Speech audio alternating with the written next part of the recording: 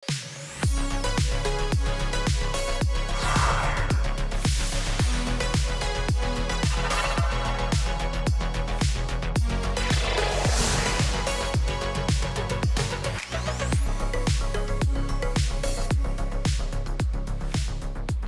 and welcome to Weekly News Highlights. Let's begin with the keywords that made headlines this week. South Korea's local elections have strengthened the ruling Democratic Party's grip on power while offering the conservative opposition a handful of key victories and a possible path forward. Marking the first anniversary of his administration, President Lee Jae-myung laid out an ambitious agenda for his second year in office focused on growth, innovation, and improving livelihoods. The OECD has significantly upgraded its outlook for South Korea's economy, citing booming semiconductor exports and stronger than expected growth momentum. President Lee Jae-myung celebrated the first anniversary of his inauguration this week. Our Blue House correspondent Yoon Jung-min takes a look back at the past year with a focus on his diplomatic and economic policies. On June 4, 2025, Lee Jae-myung was sworn in as the country's 21st president, vowing to end polarization triggered by martial law. 희망의 새 나라를 위한 우리 국민의 준엄한 명령을 반드시 받들겠습니다. 6 months later, he relocated the nation's top office back to the Blue House, or 청와대, the traditional presidential compound, officially ending the Yongsan era, during which martial law was declared in 2024. On the diplomatic front, President Lee reached a trade deal with his U.S. counterpart, Donald Trump, after 2 summits, promising large-scale investments in the U.S. for lower tariffs. Also agreed with cooperation on South Korea building a nuclear power submarine. 한미 동맹은 안보와 경제, 첨단 기술을 포괄하는 진정한 미래형 전략적 포괄 동맹으로 발전 심화하게 되었습니다. President Lee has brought a kind of maturity and sort of balance to South Korean foreign policies. That's probably the best one, is sort of keeping things on the rails, given that the U.S. has turned out to be a pretty difficult partner under this president. On top of that, the South Korean leader placed pragmatic diplomacy at the forefront, having restored Seoul-Beijing ties and resumed the so-called Seoul-Tokyo shuttle diplomacy. Another focus was expanding diplomatic horizons to the global south amid global uncertainties. On the economy, South Korean stocks have seen an unprecedented rally, driven by a global AI boom and efforts to improve shareholder returns, with the benchmark Kospi exceeding far beyond the 5,000 threshold, one of its campaign pledges. In 2025, Korea secured 260,000 GPUs from NVIDIA and launched the Presidential Council on National AI Strategy. 저는 우리가 하기에 따라서 이 코리아 디스카운트가 아니고 얼마든지 정상 평가를 넘어서서 코리아 프리미엄도 가능하다. Reviving the people's livelihoods was also a key pillar, with the administration organizing extra budgets to breathe life into the economy in the form of consumption vouchers, as well as minimizing the fallout from the Middle East conflict as the country navigates high interest rates, high inflation, and a weaker currency. When it comes to stabilizing housing prices in the capital, Seoul, the president has reinstated the heavy capital gains tax on multiple home owners and sent out a series of strong messages to curb housing speculation. 1 year ago, President Lee took an oath of office, placing pragmatism front and center. For his second year in office, he puts greater emphasis on yielding tangible outcomes. He will unveil key policy visions next week for the year ahead. Yoon Jung-min, Arirang News. As the president marks his first year in office, he's already outlining priorities for the years ahead. At a cabinet meeting, the president pledged to translate policy achievements into tangible improvements in people's lives. The cabinet opened its weekly meeting by paying a silent tribute ahead of Memorial Day this weekend. This week also coincides with the first anniversary of the Lee Jae-myung administration, and the president has hinted at his vision for the second year. 임기 2년 차부터는 지금까지의 정책 성과를 바탕으로 국민 삶의 실질적 변화를 더 크게 만들고 He promised to ensure that the benefits of increased exports can spill over into smaller firms and into helping the vulnerable, while bolstering infrastructure for AI, energy transition, balanced regional growth, and cutting-edge technologies. 반도체뿐 아니라 로봇, 방산 등 여타 첨단 산업 육성에도 박차를 가해서 글로벌 초격차 경제 강국의 문도 활짝 열어가야겠습니다. He added that South Korea will enhance its role as a responsible global player when it comes to diplomacy and security, and promised to garner more support from the public for his job approval at the end of his term compared to the beginning. 앞으로 4년 동안 국정 속도를 2배로 높이고 정성을 다하면 남은 시간은 비록 4년이지만 8년과 같이 있을 수 있다. The president reiterated he would employ preemptive measures to tamp down higher prices triggered by the unrest in the Middle East, such as releasing reserve portions of certain items, expanding discounts, and readjusting import quota tariffs.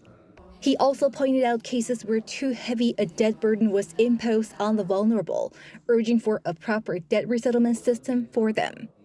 Yoon Jung-min, Arirang News.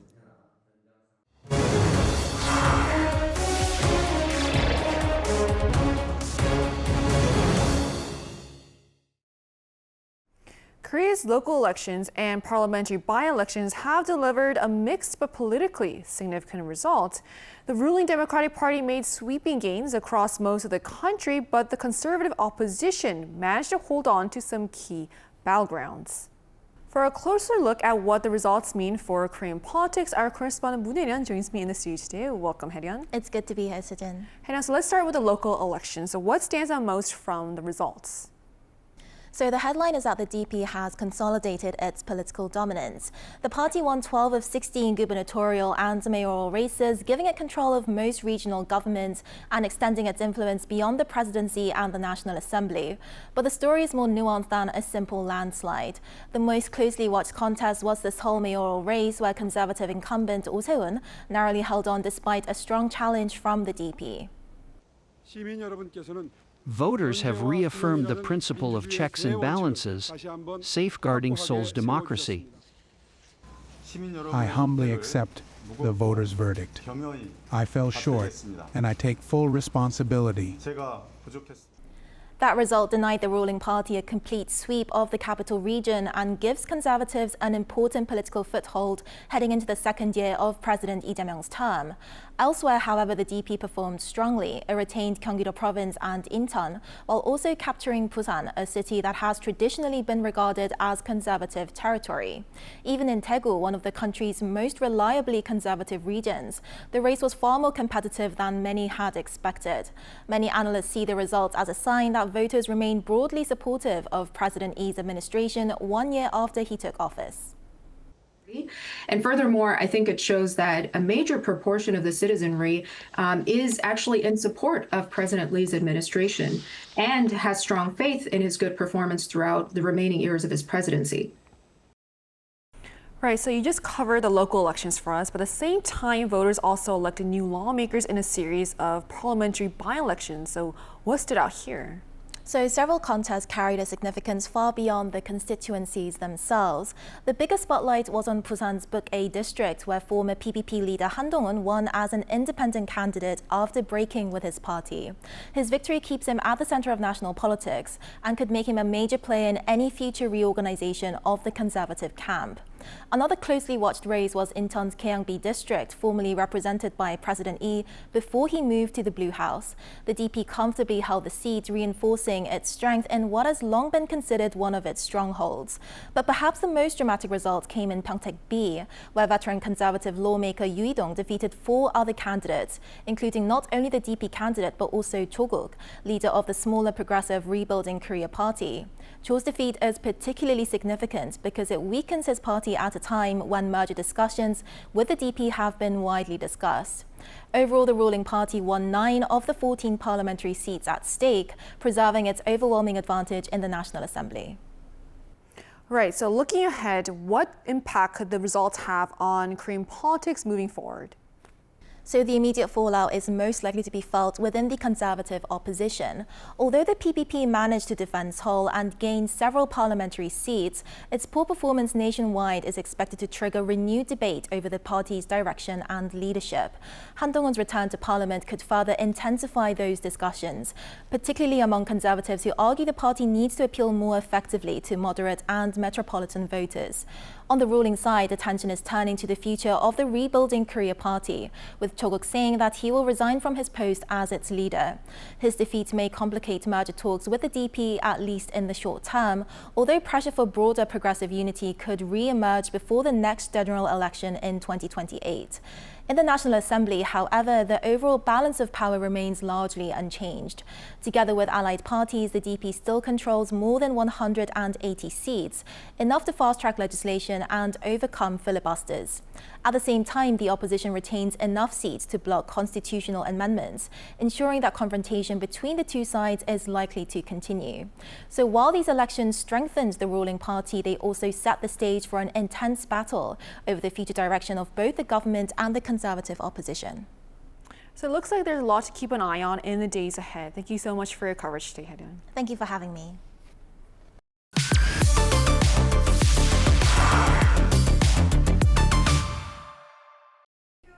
One year after President Lee Jae-myung took office pledging pragmatic diplomacy, South Korea is drawing growing attention as countries seek partners capable of navigating an increasingly divided world. Our Oh Soo-young spoke with a leading scholar on Korean geopolitics. 1 year into President Lee Jae-myung's pragmatic diplomacy, there is growing demand for Korea's partnership in an increasingly divided world.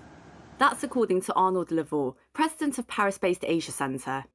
Under the Lee administration, pragmatic diplomacy has meant pursuing national interests through practical cooperation while broadening Korea's diplomatic options in an increasingly fragmented world. The key word is adaptation. President Lee inherited a very difficult international environment.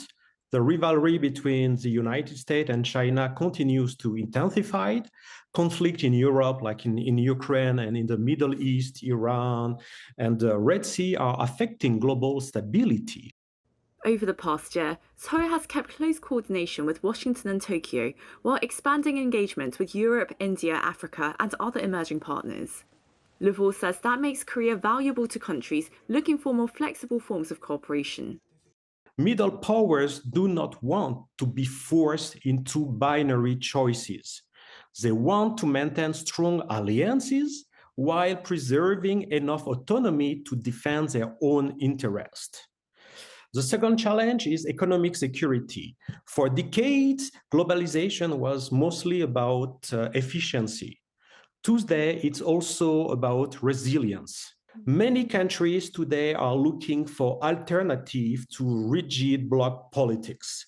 They want flexible partnerships, focus on practical cooperation. And Korea is particularly well positioned to play this role.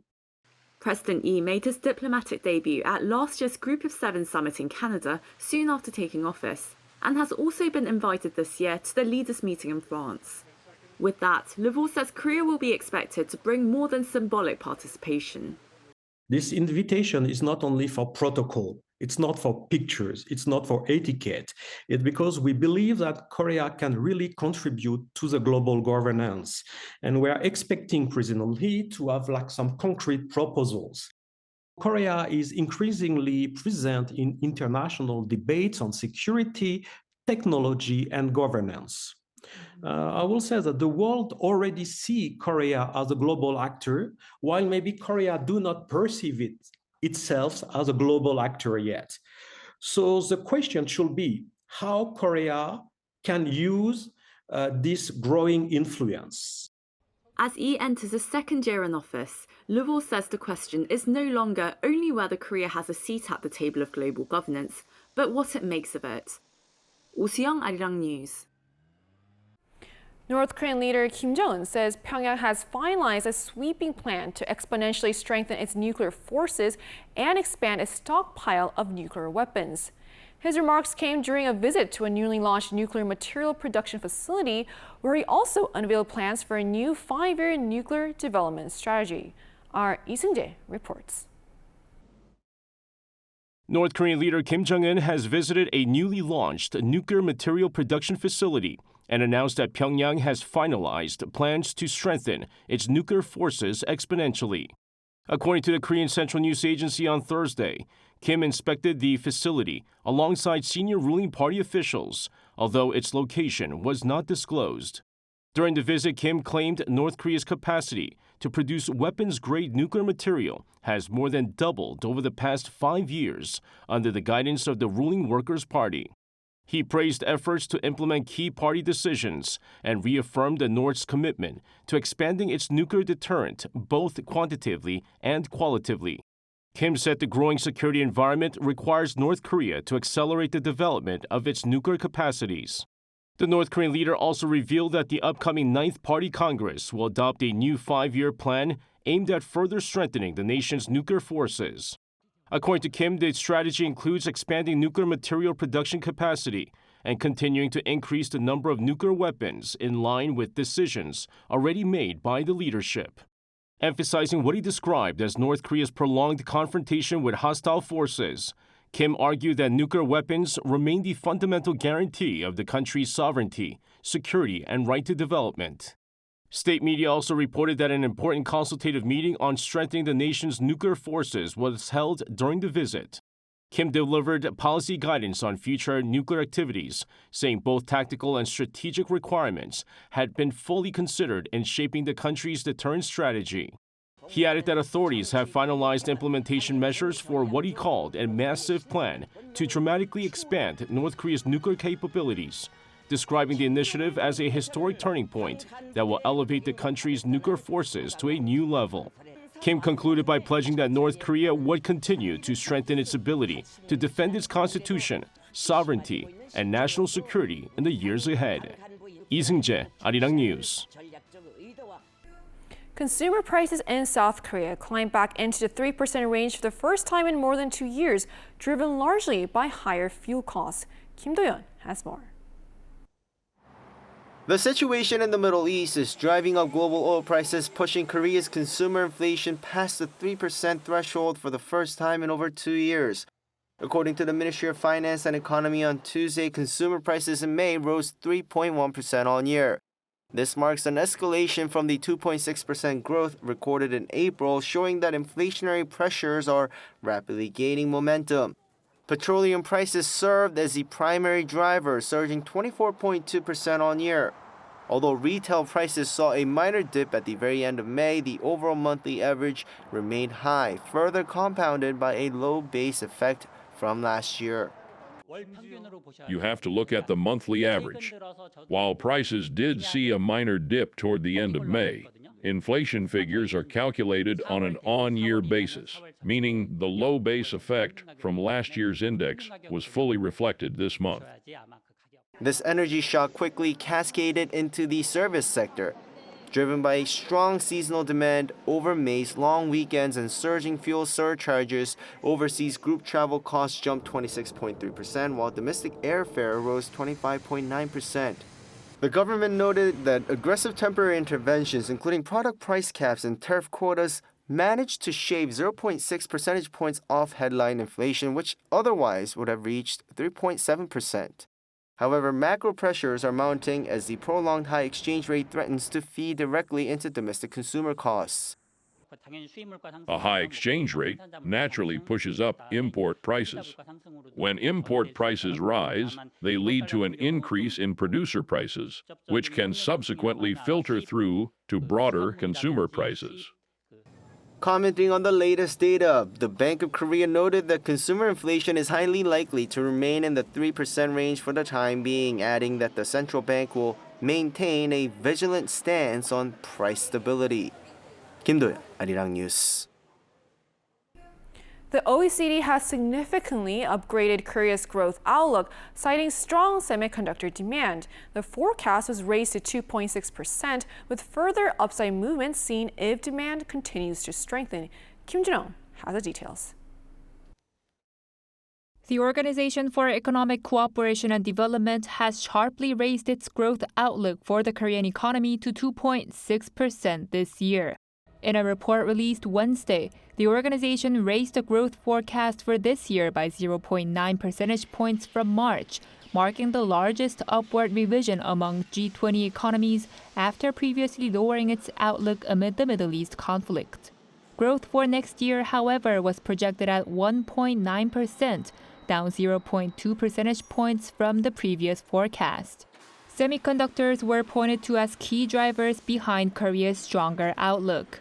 The OECD said growth could exceed projections if demand for advanced chips strengthens further. It also cited solid export growth and chip-led investment, while consumer spending is expected to gradually recover with fiscal support. Yet supply disruptions tied to the Middle East conflict, labor disputes, and export restrictions were pointed out as downside risks. The Consumer Price Index for this year was also revised to 2.6%, down 0.1 percentage point. Inflation is expected to ease to 2.2% next year, with the OECD saying it is falling back to the Bank of Korea's target level. The organization also said government-led measures, including price caps and fuel tax cuts, are likely to help cushion inflationary pressure caused by energy supply disruptions. Global growth is forecast at 2.8% this year and 3.1% next year, as the OECD warned of pressure from rising energy prices and trade disruptions linked to the Strait of Hormuz. 김준홍, Arirang News. 1 year into President Lee Jae-myung's administration, South Korea's economy is showing signs of resilience despite a series of global and domestic challenges. Our correspondent Kim Do-yeon looks at the administration's key economic achievements. President Lee's most visible economic achievement over the past 12 months can be seen in the KOSPI. His focus on the market was clear from day one, choosing the Korea Exchange as the very first place to visit. 대한민국 주식시장은 여러분들 아시는 것처럼 너무 불공정하고 불투명하고 다른 나라 사람들이 보면 저 시장을 어떻게 믿냐 이렇게 생각될 정도 아닙니까? When the administration assumed office last June, the index was at the 2,700 level. It is now trading near the 8,500 mark, an increase of roughly 214% in just 1 year. Korea's stock market capitalization has jumped from 13th to 7th globally. The vertical climb is heavily driven by explosive global demand for AI memory chips, as performance by Samsung Electronics and SK hynix surged. The government backed this momentum by allocating 10.1 trillion won, or roughly $7.4 billion to push the nation into the top 3 global AI powers. The administration also faced immediate external and internal crises. Following the economic contraction from the December 3rd martial law incident, the government passed a 31.8 trillion won, or roughly $23.3 billion supplementary budget last July, injecting liquidity through widespread consumption coupons. When the Middle East war erupted in February, blocking the Strait of Hormuz and sending international oil prices past $100 a barrel, the government executed a 26.2 trillion won, or $19.2 billion war supplementary budget. This fund targeted subsidies for the bottom 70% income bracket and established an oil price cap. This massive fiscal intervention came at the right time. The record-breaking export performance of domestic semiconductor giants led to a significant surge in corporate tax collections. These policies were clearly deployed to boost domestic demand, and they have been effective in increasing consumption. Such fiscal maneuvering is necessary when there is budgetary room, and right now we are seeing strong tax revenues backing these measures. Consequently, South Korea's consumer price index for April was held at 2.6%, significantly lower than the US and other major economies. On the trade front, the government navigated the Trump administration's strict tariff policies. After 5 months of negotiations, Seoul secured a mutual tariff reduction from 25% to 15% in exchange for a $350 billion investment promise in the U.S. And with all this, The Bank of Korea announced the nation's first quarter economic growth surged to 3.6% on year. 김도현, Arirang News. And that brings us to the end of Weekly News Highlights. Thank you for watching and enjoy the rest of your weekend.